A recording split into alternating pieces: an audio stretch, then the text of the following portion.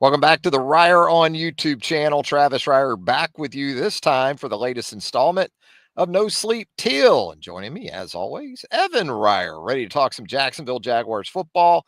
This time, Evan, on the heels of a win for the Jags over those hated Titans of Yeah. Tennessee last Sunday up in Nash Vegas. Look, beggars can't be choosers, a wise person once said, Evan. I think that fits here. Was it a work of art?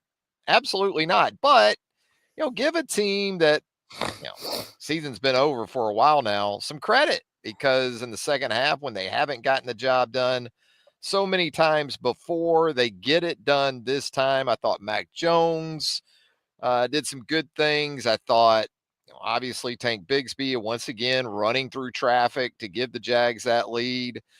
Defensively, Jarian Jones, it looks like he's ready to start stacking some positive performances. The rookie defensive back from Florida State. What about it, Ev?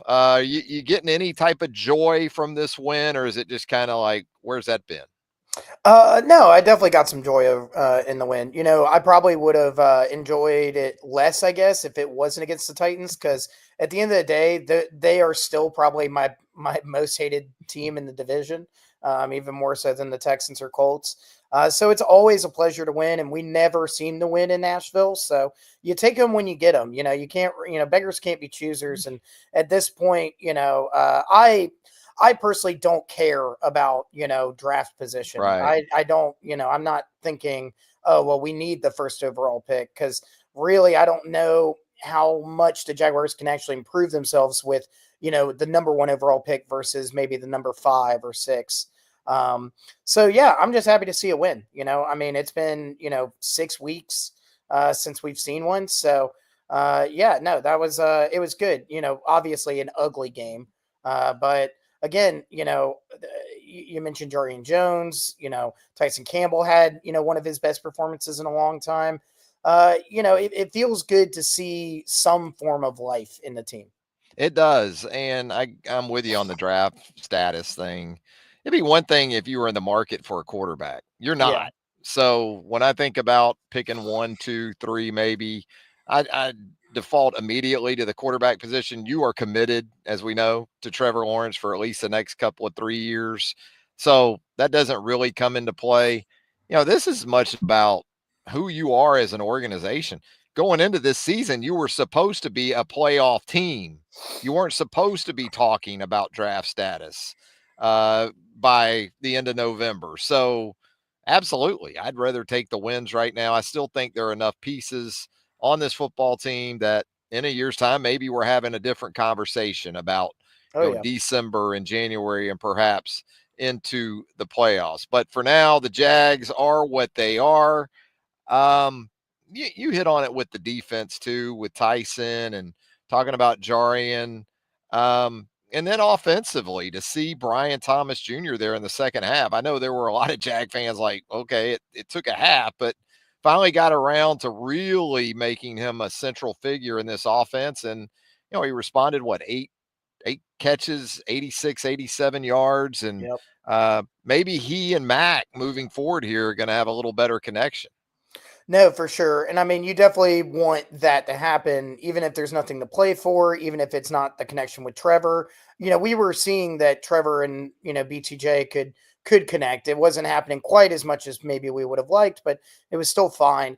Right now, this is just critical for BTJ's development. You know what I mean? Like, we just need him to get those reps and shoot. Mac targeted him 12 times. He threw 31 total passes. Over a third of his passes went to the Jaguars' number one receiver, which is great. I also want to point out that, I think in terms of the running backs, that game is how they should be utilized.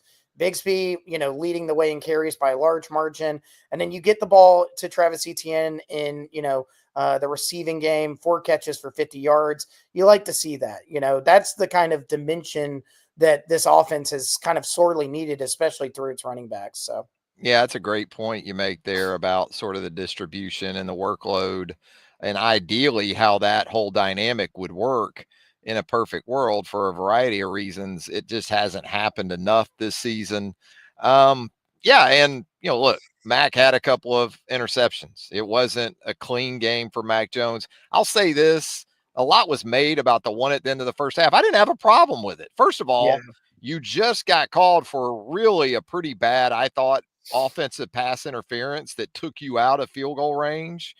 And then, your left tackle gets whipped pretty soundly there off the edge by, remember him, Arden Key. And Mac's in a situation there with less than 7 seconds. He's got to get the ball out somewhere. Now, it was Yeah. scary because of where he threw it, and that could have been a pick six. I get that part. But it really wasn't a consequential interception given the situation. He was in Mayday mode because of the pressure. You really only had one play to work with there before you could try a field goal if you hit the play for enough yardage to kind of set up Cam Little. And, you know, Mac did what he needed to do, I thought, throughout the second half of that game. Jags get a win. Look ahead to the New York Jets, but man, some news on this Friday. Evan Ingram now. Evan shelled for the remainder of the season with the shoulder injury. Hello, Brenton Strange. Should see a Yep. lot of the young tight end from Penn State, shouldn't we? Yeah, I mean, and I'm happy about that too. Again, kind of the same thing with BTJ. That's a guy that you need to get reps on. We've seen his role in this offense grow throughout the season, and while Evan Ingram was still obviously the focal point as a tight end, you want to see everything that Brenton Strange has to offer. We're definitely seeing improvements in terms of route running and just overall catching ability. Let's see him do it, kind of as a primary outlet for Mac Jones.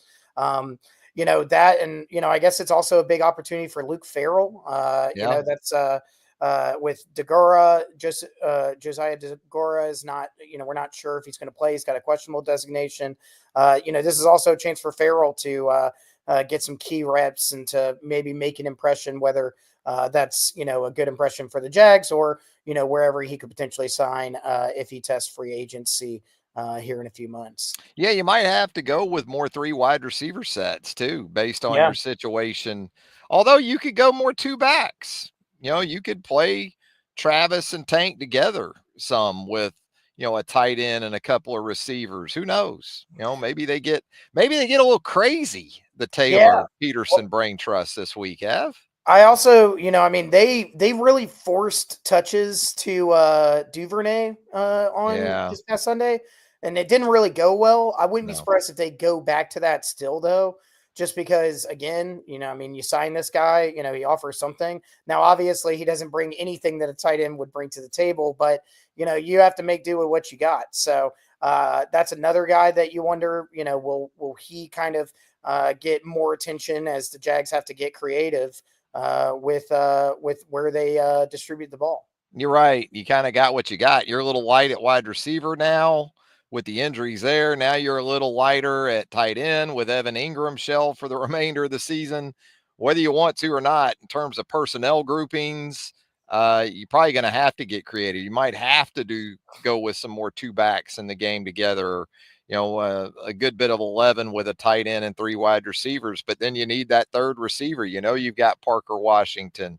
You've got Brian Thomas Jr., but it kind of by extension creates potentially some opportunities for some guys at some positions other Yeah, than tight end. I'll tell you this too, defensively, it wasn't the Calvin Ridley revenge game that we thought it yeah, might be last Sunday in Nashville. Calvin, pretty mediocre performance, had a big play on a 3rd and 5 where I thought Levis held the ball too long. It was kind of boot action moving towards the sideline, and Calvin's coming across the field and he's into the boundary, so he doesn't have a ton of room to work with. Levis finally gets him the ball, but then Calvin steps out of bounds 2 yards short of a first down. I think he just ran out of field, really. Created a 4th and 2. The Jags got the stop. Tony Pollard got his 100 yards. We kind of come to expect that now from opposing backs, right? yeah, But didn't get in the end zone. So again, when you kind of bounce it around between, offense, defense, special teams, were solid, I thought, in the game. You're still not getting much out of Duvernay in the return game at all. But You didn't get beat in special teams. And, Tennessee, we talked about it last week. That's not a particularly strong area for the Titans. No, that is definitely not it's funny because they, finally had a game that I would say they didn't have a catastrophe in, so I guess that's a win for their special teams unit. But yeah, it's been a rough year for them. Um no, it's with Ridley, he obviously wanted the smoke, and he did get his 7 catches or whatever. But yeah, I mean, Jarian Jones and Tyson Campbell, and really the secondary in general, didn't allow him or anybody on that Titans offense to really get going. There were some big catches, like Ridley had like that 30-yard grab, and Josh White had like a big grab at one point, but. I mean, really overall, you're looking at 5.3 yards per completion for Levis. That's ideal. You take that every single day of the week, no matter how many completions he's getting. You definitely like that. So, encouraging signs there, and doing it against a guy who clearly has beef with the organization and didn't exactly make many friends while he was here. That's not a bad thing either. So we talk about the defense, and we did this last week with the offense. I want to get kind of, in your opinion, your staples for this organization on the defensive side moving forward. Now, some of it contractually, you kind of already have an idea of Right. a couple of those pieces are. Talking about corner, edge, but just looking at this defense in terms of where it is right now, what we've seen as recent as last weekend in Nashville. Do you think about maybe it being almost exclusively right up the middle of the defense, where you're kind of wondering what that could look like even as soon as next season?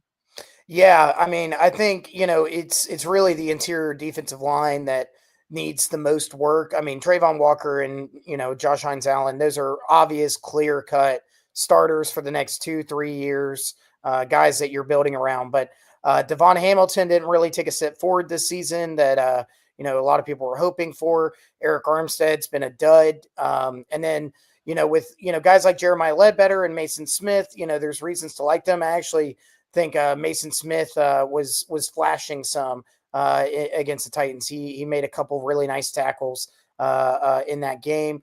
But yeah, I mean, it's the DT spots that you're like really, who do you want to keep? I mean, Mason Smith, of course, you just drafted him, maybe Jordan Jefferson as well, but really, you're not at playoff quality or really anywhere close on the interior of the defensive line, because not only do you not have great depth, you don't have two guys that can reliably make plays. Hamilton and Armstead just haven't done that. So I wouldn't be surprised if one or two walk are gone. When we're talking at the in preseason, by that point. But what the problem with that is that okay, so great, like you don't think that these guys are good enough or whatever, but who do you go get? It's Yeah. it's very difficult to find high quality interior D line play. You got As cap space, you got Yeah, draft capital. yeah, I mean, you've got resources to do it, but you have to nail it. And if you're going to get rid of, both guys, then, you enter another situation where you might not even be moving forward. You could be moving backwards if you don't hit on those next two guys. I think if I had it my way, I would try and keep Hamilton around just because he knows the organization well. You do know that he can provide some quality. Armstead is really tough to excuse because you're just paying him so much to do Mhm. so little. It's there's an extension of it too. When I say the inside, up the middle, I'm talking about inside linebacker. I'm talking Yeah, about safety, in relation to really between the absolutely. hash marks. And other than Ventrell Miller at inside linebacker, it hasn't been the year you had hoped for Devin Lloyd, maybe even for Foye, who missed some time with that plantar fasciitis issue in his foot. But how do you envision that next year? Is it Ventrell for sure in one of those two spots? And Foye, you broke off pretty good going into this season, so Yeah. you've got some. You don't have fu money invested in him, but you got a pretty nice chunk you just put into him too. Absolutely. I think, for sure, you got to think that Aloakun and Ventrell Miller are kind of your, as things stand, the starters in that linebacker group. If, it does, matter too. If the Jaguars change defensive schemes, if they, Yeah. get new staff and stuff, that definitely, adjusts things. But let's say they stick with a 4-3, whether, new coaches or not. I think in that situation, Aloakun and Miller are the guys that you have to roll with. Those are the dudes that when you're in nickel, which the Jags have been playing a ton of nickel, a lot of NFL teams do. Those are the guys you want out there. With Devin Lloyd and Caleb Johnson and Chad Muma and Yasir Abdullah, it's just not happened. It just Yeah. hasn't clicked. I don't Um, know if Abdul is a fit for any scheme in the National Football League. I'm yeah, not sure. He might not just be maybe a core special teamer yeah. and can give you a few snaps. I know it's, we're not to that point probably in terms of what you hope his growth is in the National Football League, but I don't get where he fits, in an NFL defense right now. No, I agree. And really, I mean, it's it's representative of a lot of the Jaguars' issues is that coming into the season we were kind of trying to be optimistic about some of these depth pieces, and all of that optimism hasn't really been actualized or realized. A lot of it has fallen flat. What's interesting is with guys like Devin Lloyd and Chad Muma, who are still young, they still have promise, they still have a year left on their contract. Are you willing to roll with them as depth pieces? Because personally, I don't think Lloyd can be a starter as things stand. I think he'd probably be a fine option to rotate in, Mm-hmm. but that's kind of where I see him right now. Third guy between the Yeah, two your third. spots. Yeah. Yeah. Um, but if you're gonna move on from him a year after, or if you're just gonna make him a backup, maybe you look to see if you can get something in a trade, maybe a 6th-round pick or something like that. I don't think you're going to be able to get anything for Muma, but I think for Lloyd, if they don't see him as a starter, personally, I would just go ahead and cash out. I just think that sure, absolutely see what he does in the offseason, but I would also be shopping him. I'd see if there was anybody that was actually interested in him because he was a highly touted prospect. He is a clearly And physically sound he still player. flashes at times. Yeah, I mean, absolutely. he's kind of a tease that way in that you see something every once in a while that makes you think, "Hey," Yeah, I mean, but it's not extended. Yeah. in terms of speed and all that different stuff, it's a guy that potentially you can mold something out of, but the Jaguars just have been unable to do that. So now you got to start asking the question of do we roll with him or do we see what we can get for him? And then when you go up again that spine of the defense and you start looking at safety, I mean, you just paid Andre Cisco, whether you like it or not. That dude is going to start next year, unless somehow they were able to offload him in a trade. But I mean, I really don't think that contract, makes a lot of sense for other teams to take on, at least not this season, going into the 2025 season. Um, Antonio Johnson, man, no way, like no way can you roll with him as a starter, and I don't think you can do that with Darnell Savage either. So you have questions to answer at free safety for sure. You might need two of them. At least you're at least going to need one. And whether they go to the draft or free agency, I'm not really sure what that free agency market looks like for safeties right now. But I just don't see a world in which they don't have a new starting free safety next season. I thought Cisco was still on his rookie deal. Uh, and Or was it maybe I'm misremembering. I thought was he got maybe extended. Campbell? Hold Yeah, on, let me double check real yeah. quick. Campbell got the Oh big yeah, deal no, in the you're super offseason. right. I'm mixing it up with So I think Cisco. that's what's actually going to be very intriguing Yeah, in this no, I offseason yeah because disregard everything I said. it's fine. I get the contracts and deals because of positions and secondary linebacker, those things. Um, but that's what's going to be interesting with him Yeah. probably in this offseason.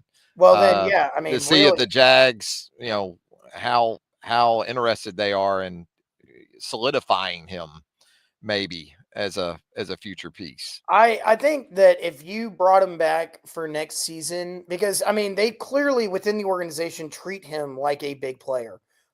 He gets on, like the opening game montage and all that different stuff. Like they clearly viewed him as a key piece going into the season, and for somewhat good reason. I mean, he racked up the interceptions over the past 2 seasons before 2024, but we haven't seen even that aspect of his game really this season. So for me personally, I mean, I would, if I was the Jags, I would give him like a prove it deal. I would either do like a 1 year, 2 year, 2 year. 1 year Yeah. kind of situation. But if I'm Cisco, I don't really want that. I would imagine that, There'll still be a market for him, I yeah, think. I think, at the end of the day, it's like if Cisco wants to stay in Jax, it's going to have to be kind of on a prove it deal. But there's going to be a lot of other teams that are probably just going to be like, hey man, we'll give you 3 year, $25 million, $7 million a season, something, $8 million a season, something like that. It's a And little over 3 this year in the last year of his rookie deal. yeah, like he can definitely get a pay raise and He will, one way or the other, he's getting a raise. right. Like a longer contract at that, like probably more Yeah. guaranteed money if he goes elsewhere. I don't know how So much more, but he can get more, I think. yeah, over the cap, I don't treat this as like a Bible or anything. But over the cap has a valuation that they do, like an estimation of what he probably should have been paid for his Right. quality of play this season. They currently have him at 4.3 million, so a single $1 million raise. Yeah. I mean, that's literally the kind of deal I would give him That's next what year. I have in mind for Yeah, him, probably. yeah, That sort of range, I would think, would be perhaps plausible for Andre Cisco. But yeah, I mean, you need 2 safeties. You might yeah, need 3 depending on, as you talked about earlier.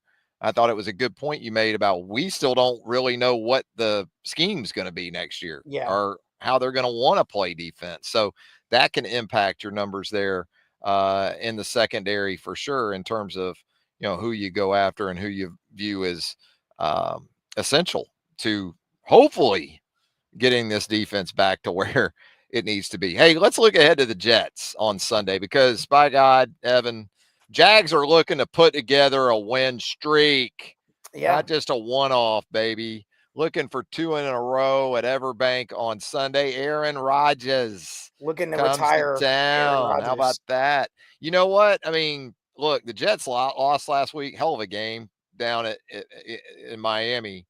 But that was kind of what you thought you were going to get as a Jets fan in terms of Rodgers, Devontae Adams, Garrett Wilson.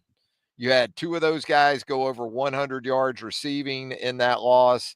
Um, Brees Hall, it looks like, could be out again for the Jets in the backfield. Although when you see that Jaguar defense coming up, that's probably a pretty good healer for a lot of these backs. When they know the Jags are coming, my knee, it's better. It feels a lot better now. But it could Yeah, be the two-headed approach of the young backs, Isaiah Davis, Braylon Allen, maybe for the Jets this week instead of Brees Hall. I'm excited about it, not just because the Jags won last week, but it kind of feels like, if you haven't seen Aaron Rodgers, I think I've seen him before in Jacksonville with the Packers. But you never know how many more times you're going to see this guy. yeah. I mean, despite all the kind of good favor that he may or may not have thrown away over the past year or two, I mean, he's still a future Hall of Famer, Yeah. still one of the greatest quarterbacks of his generation. So no, it is fun to play against guys like that. It's not fun to play against Brees Hall. I really hope he decides to not get on the plane. But like you said, this is the kind of one that you're like, yeah, I think I can make it. Yeah, I'm feeling a And little I better mean, now. honestly, Braylon Allen is very dangerous too. I mean, Yeah. really, they've got a running back Good group young that back. Yeah. you can't really f around with. And I think that's what's going to be interesting about how the Jets approach this game is. Against the Dolphins without Brees Hall, they said, let's air it out. Let's get it going. Let's see if Aaron Rodgers can kind of turn back the clock a little bit. And he really, for the most part, was able to. Simultaneously, the Jaguars secondary is coming off of maybe their best performance of the year, probably maybe their only really good performance of the year, honestly. So What do the Jets think about that? Are they worried about that at all? Do they think that they need to get back to the rushing game, or are they encouraged by what they were seeing in their passing game last week? There's a little bit of a chess match there for sure between two teams that are 3-10. It's rare that there's something interesting between two teams that are fully out of it.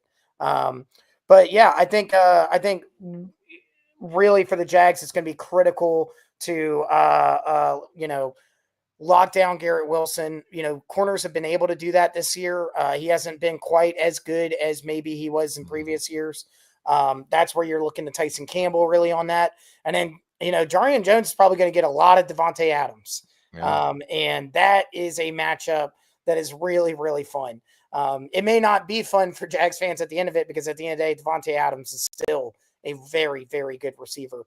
But I would love to see Jarian Jones kind of, again, you're talking about stacking performances. This, if you show up in this game, a Yep. couple passes defended, maybe you get a pick or something like that, you really start thinking about this guy as like one of the actual, like cornerstones of next season. Yeah, the injury report through yesterday's practices for the Jaguars and the Jets, I've got those pulled up. And for the Jags, it's essentially your two starting offensive guards that were Yep. on yesterday's report and two of your tight ends. And we know now, of course, with Doug talking earlier today, Evan Ingram out for the Yeah. remainder of the season. DeGuara, as you pointed out, he's also dealing with a shoulder. So who knows how that'll sort of play out on Sunday beyond Brenton Strange and Luke Farrell. Jets, it's pretty lengthy. Brees Hall, we talked about, has that Yeah. knee, did not play last week. He's a DNP. This week through yesterday's practice, Hassan Reddick, the outside linebacker, the edge, illness, limited practice yesterday. I would guess he's probably trending towards being good to go Yeah. on Sunday.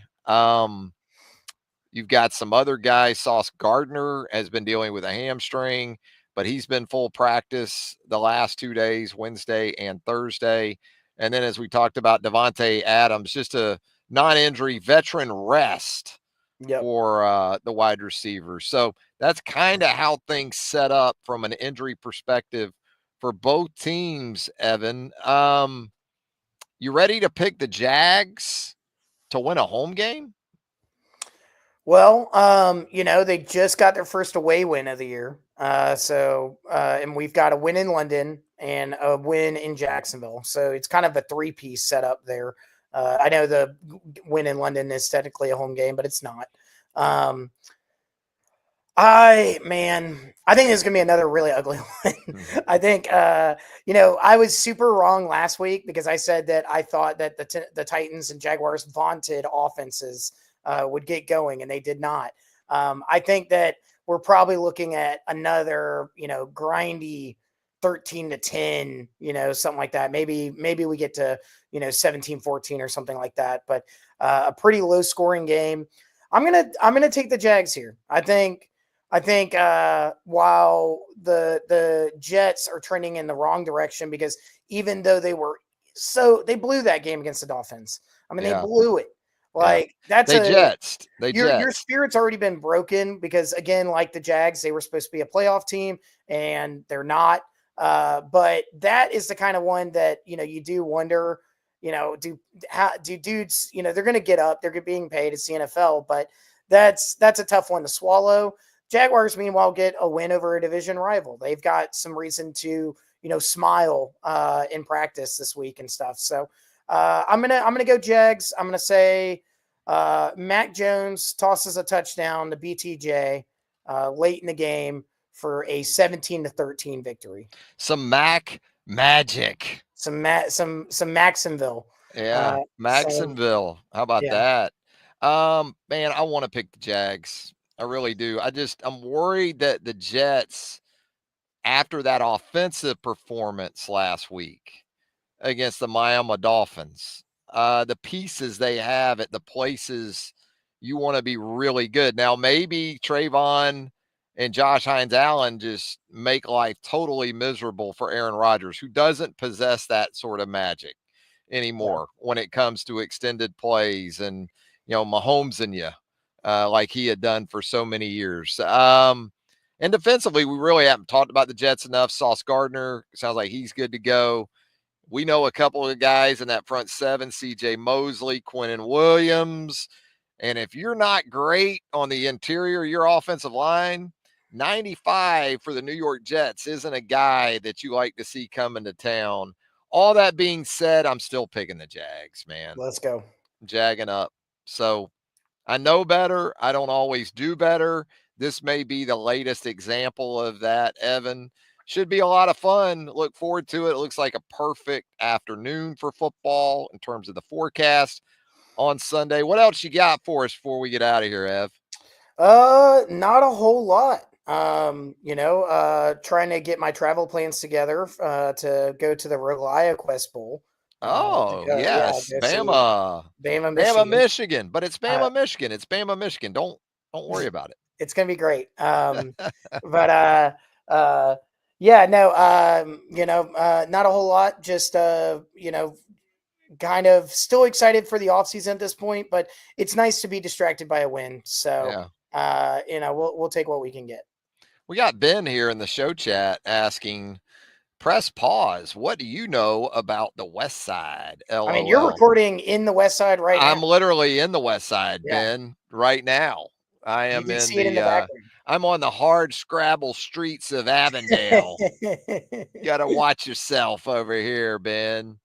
No, I mean, you're talking to a couple of West Siders, Yeah. We're both West Side born, and well, I was certainly raised on the west side of Jacksonville, hence the Lake Shore. The Yeah. Lake Shore hat, proud Lake Shore Athletic Association alum. Evan played some ball at LSAA back before the move to Bama. Yeah. And we're back now. Well, at least we are. No, the roots are still on the West Side. I They're think in the undeniable. The spring, West Side roots yeah, are undeniable. you can take the boy out of the West Side, but you can't take the West Side out of the No, boy. you can't do it. Never. Ben, we'll see you at Hyde Park soon, and Yeah, we'll let's go play we'll some golf.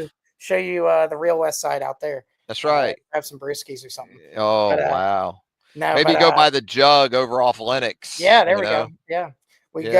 we can go to Monty's. We can go Go to to Monty's. Yeah, go to Monty's. We can do a lot of things. Go to Shut 'em Down. Get Shut some them down. smothered pork chops there on San Juan. Yeah, Yeah. absolutely. That Got the sounds really second good right now. location on Cassett. Now we're just throwing out all kinds of free Yeah, no, we advertising. got it. Why not? I do miss it. I do miss it a lot. But at this point, Go to Perfect Rack in oh Murray God, Hill. Shoot a little pull. I Eat some would love chicken wings. to eat some wings and play some Go pool to at the Perfect Rack Speakeasy right now. Buckner's. Yeah. Yeah, Yeah. or Go to Buckner's. get a little egg sandwich at community Community Loaves. Loaves. Yeah, Yeah. I Yeah. love that place. We can do it all. We can do it all, my man. All right, Ev. It's been a lot of fun. Wow. Look at Ben here. He got us, though.